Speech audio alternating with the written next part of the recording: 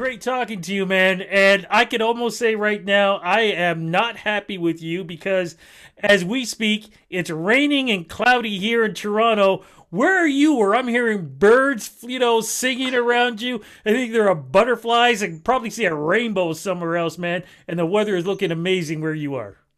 I am super lucky. I'm in Los Angeles. My godparents happen to live out here, so they very generously let me stay here when I visit. And their backyard's like a little beautiful oasis. They've got a little pool with a water feature, and Oh, there's like crazy. It's like a little oasis in the middle of the valley, so it's really wonderful here. And what's yeah, it's that? about 28 degrees. Yeah, what's that? When you hear the yeah, that's the kind of thing you hear around you. So, man, it is great to see you. It's been way too long. How are you doing? How's your family doing? Your parents, your sister? How's everybody? How's the clan holding up?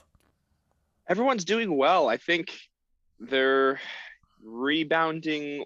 Maybe rebounding isn't the right word, but just acclimatizing to the pandemic lifestyle as it is these days. But my sister's living down here in LA as well with her husband, and my parents are, working as they always are. And we've all got our own projects going on, and we're trying to work on them as best we can given the circumstances. I was just saying, yeah. When did your sister get married? She got married. I should know this. It was. I know it was in September. I want to say. Oh, it was 2018. So September of It was 2018. 2018. Okay, so it was before the pandemic. I wasn't It sure. was. Yes. Okay, so that was good. And the fact that you guys are down there together, which is amazing. Your parents, though, man, they are busy. Your dad, I love your dad because he's like the godfather of music, man. When I see those pictures that he snaps, that he puts up, because they're doing separate shows and they're doing shows together. I know they were doing a lot of live streaming stuff too. Oh yeah, yeah. I can't even keep track of all the stuff they do. It's my dad's in his 70s now, and he's still. I think he works more than he ever has. I Wow, mean, it's wild. He's on tour with Lunch at Allen's right now, that's right. which is one of his projects that he does with Ian Thomas, Cindy Church, and Ian McLaughlin. Or yeah, not Ian McLaughlin. Oh my God, I can't believe I'm botching his name. But yeah, they sort of tour around the East End right now of Canada, and I'm not sure if they have plans to go anywhere else right now. But I know that the East Coast is sort of open in their own little bubble right now, so that's what they're doing. And they're also working on. My parents are working on a duets album together, so they've got tons of stuff going on.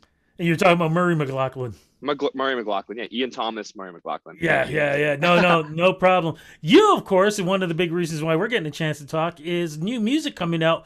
But this is different, man. When I heard one of the tracks, I was like, if I didn't know you were doing it, I wouldn't have thought this was you. This is something different, man. So my question for you is, when this pandemic hit, were you like, was your music style being changed? Were you looking at the world differently? So your music sort of changed up. What was going on?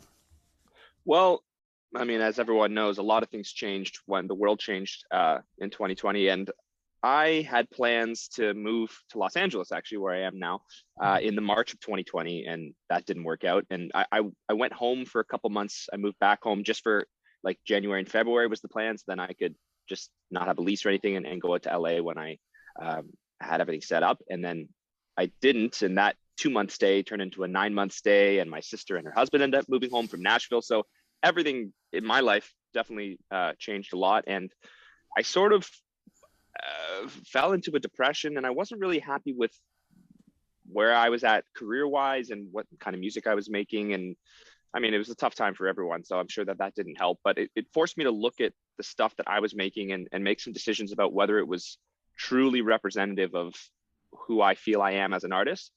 And the answer was, up until that point, no, not really. And it was definitely a lot of times you got to do the wrong things to find out what the right things are. And I feel like this music that I'm making now is finally, I feel like I've landed. This is really what I want to be making. And in the back of my head, I've known that for a long time, that this is the kind of music I want to make, but I just didn't have the whatever it is. Maybe I wasn't grown up enough to make it, but now I feel like I am. So that's how it came about. Is there more storytelling in your music now? Because that's what I feel. It definitely feels more autobiographical. Yeah. And yeah, your storytelling, that's exactly right. Like I just I didn't co-write other than one song. Nothing was co-written on the album. It really just all came from how I felt. And I think that because you're stuck inside and there's not a lot else going on in your life, all those feelings that you feel are maybe amplified because you have nothing else, no other input to sort of distract from it or otherwise make you feel a different way. So I think that because of that, I felt compelled to write more strongly about those things, and that this music was a result. Let's get right into it. What's the new EP called, and how does it represent your career right now?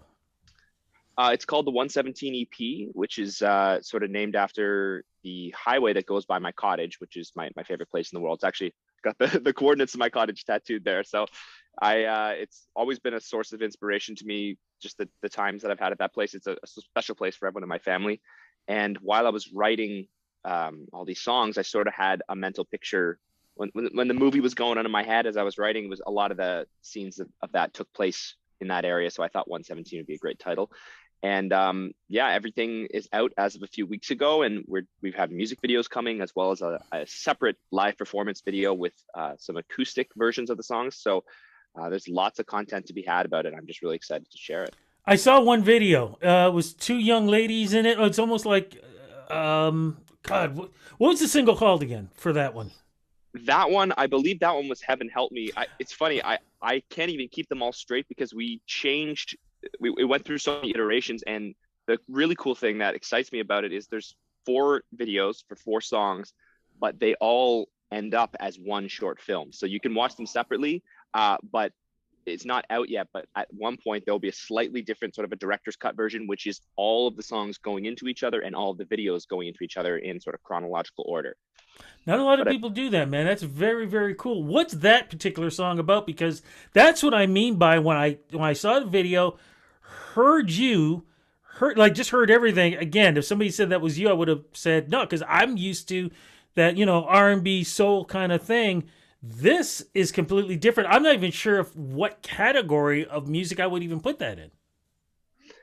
honestly, I struggle to define the genre of my own music as a single genre sometimes as well, because I think that genres are becoming I don't know, maybe less defined as time goes on, because it used to be that you had to fit into one of a few silos if you wanted to be heard on the radio or be put up by a label. But now with the internet, everyone finds their own micro niche. The algorithm knows what you want and they put it right in front of you. So it's not, it definitely has the R&B influence that I love, but not as strongly as some of my other Yeah. stuff in the past. And it's really focused more on sort of a ballad style singer songwriter type of thing. And that's just more indicative of how I was feeling. I wasn't in a funky place. I was in kind of a sad place. So that was how the music came out.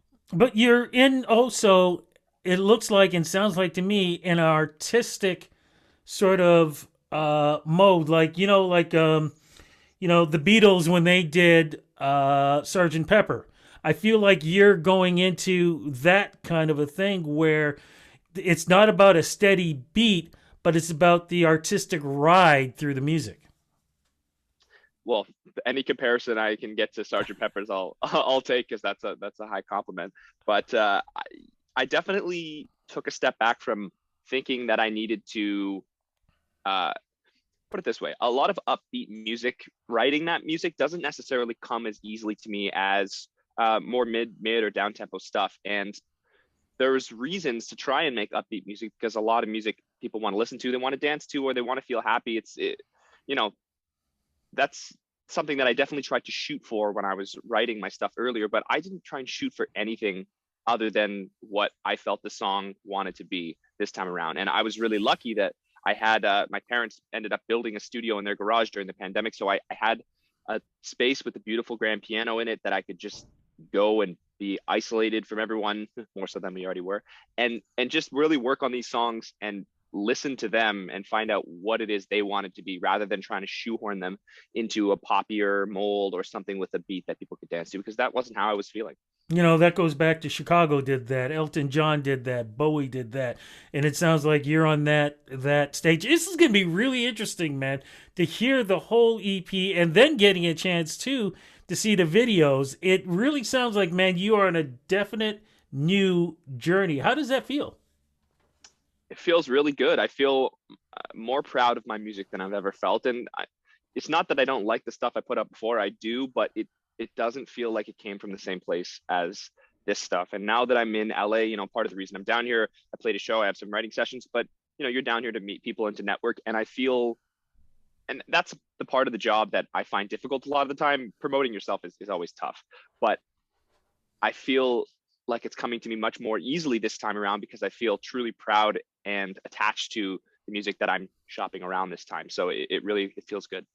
But does it get tough though? I mean, being a part of Canadian music royalty, is it tough when you want to say, "Hey, my name is," not "Hey, my parents are"? A little bit sometimes, but by the same token, especially when you're in LA, every third person is someone, or is Oh, someone's son or someone's daughter or someone's brother or whatever. Like, I mean, my godparents, they have studio in their backyard too. They're in the music industry and they work with tons of people. I mean, my godfather Kim Bullard, like his daughter, my god sister, had a song in the Mean Girls soundtrack. I mean, what you just everyone's someone here. So I feel like you almost don't have the same cachet if I were to try and say, oh, my parents did this, because it's like big deal. So did mine. but but yeah, I mean that's the reason everyone comes to LA, because this is where it all happens in a lot of ways. Any chance you may be heading down to Nashville or even New York? Because I've always said the big three is L.A. Well, of course, Nashville, L.A., New York. To me, those are the big three if you're going anywhere for songwriting. Not on this trip because I have, believe it or not, I'm going to Florida and then Mexico after this. Wow. But I would love to go back to Nashville and both New York. I love those cities.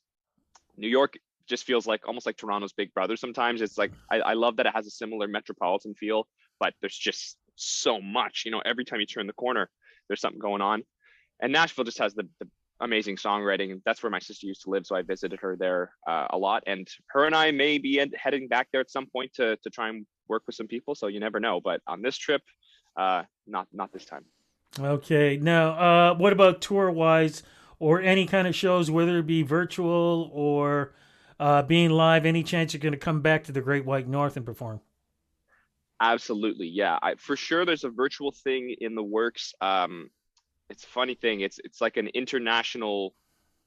I think it will technically be presented by a venue in the US, but it will be virtual and will be ticketed. That's coming up this fall, as well as definitely now that Toronto is open properly. I can't wait to get back into town and play some shows. I don't have anything concrete yet, but I haven't played this music for anyone back home yet. I've had one show in LA that I played a few songs at, but that's really the first time I played in person in almost 2 years. So I'm just super excited to get that back and rolling, because I will be doing that as soon as I'm home.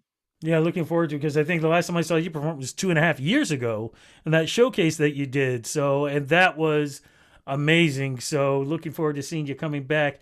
I ask this every year as we get around this time of year: is the family getting back together to do the holiday performance that you guys did that everybody loved so much?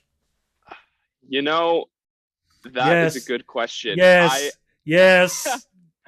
Right now Zoe lives in LA, and I Zoe don't could fly know. over. Zoe could be on computer. We got Zoom, so we could do this.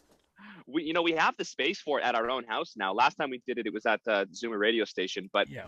you never know. We don't have any plans. We're not a big planning family. I mean, or maybe that's just me, but you never know. I know that Liam has to stay in the States for a little while for green card reasons, her Mhm. husband Liam, but you never know. She might be back for the holidays, and maybe we do an impromptu show. I wouldn't write it off completely.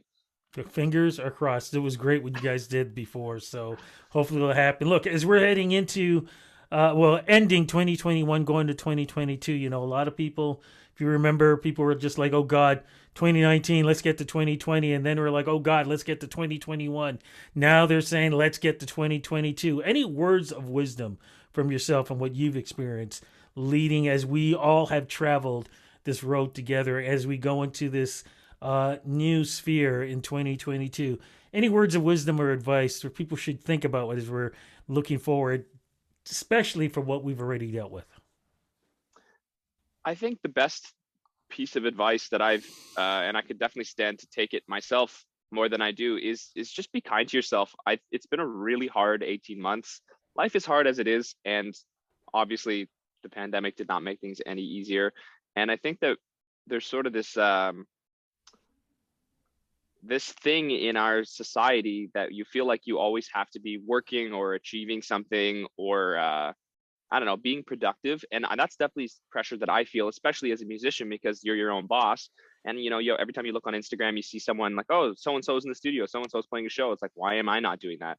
But the reality of it is, everyone's doing their best, and sometimes taking a break or a vacation is as productive as getting in the studio or sitting down on your computer and writing or whatever it is, because you're not a machine. You can't just output at 100% all the time. And that's what I've felt being in this beautiful space in LA. I've taken a bit of time to breathe and relax. And I feel like I can now actually sit down and be creative and be more productive than I ever would have if I hadn't allowed myself to take this break. So just being kind to yourself, and listening to yourself when you need a break, or when you feel like you need to push through and work.